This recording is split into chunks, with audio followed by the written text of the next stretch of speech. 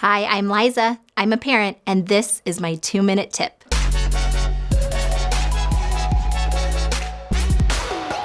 It's no surprise that words are powerful, whether they're words spoken or words not spoken. In the case of parenting, let me encourage you to use words that encourage one another and build each other up. 1 Thessalonians 5:11 is packed with just two powerful truths: to encourage one another and build each other up.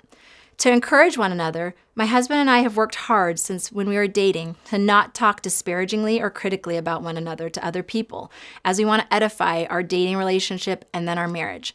And in the same way, we've strived to transfer that over to our children. We don't want to use our children as points of criticism, complaining, and just plain being negative about them. Now, don't get me wrong. It's easy to want to do that, whether it's with your mom's circle or your dad's circle, but is that helping?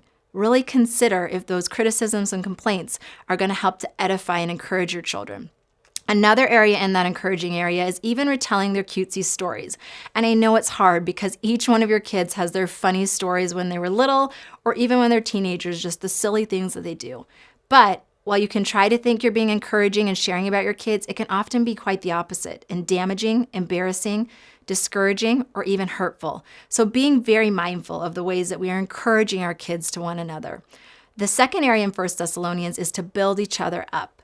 Now, in this, I think about this countless times in my counseling practice where I've seen parents come in and talk with their kids in the room and not in a positive light. Rather than talking about the problems that their child is struggling with, they talk about the problem their child is. And so really avoiding that, especially in front of your children. Now, I can also talk about this directly from one of my own kids. One of our kids comes across as very shy. She'll walk into her Sunday school classroom, her school classroom, and won't talk. She'll avoid eye contact, and it's easy to say, oh, this is Kyla and she's shy.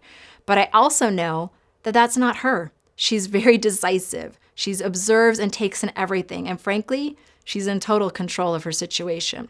Now, this isn't to sugarcoat it or create something that isn't there, but rather to truly build her up in the way that God has created her, as opposed to labeling her with a word or two. In those examples of building each other up, it's easy instead to tear down with our words, to say things, whether it's they're shy or to say they're a problem, and then our kids will act right into those roles. And so instead, let's figure out ways to encourage one another, to our friends and family as we talk about our kids, but then build up our kids when they're right in front of us so that they can see the potential of what they can be and what God has made them to be.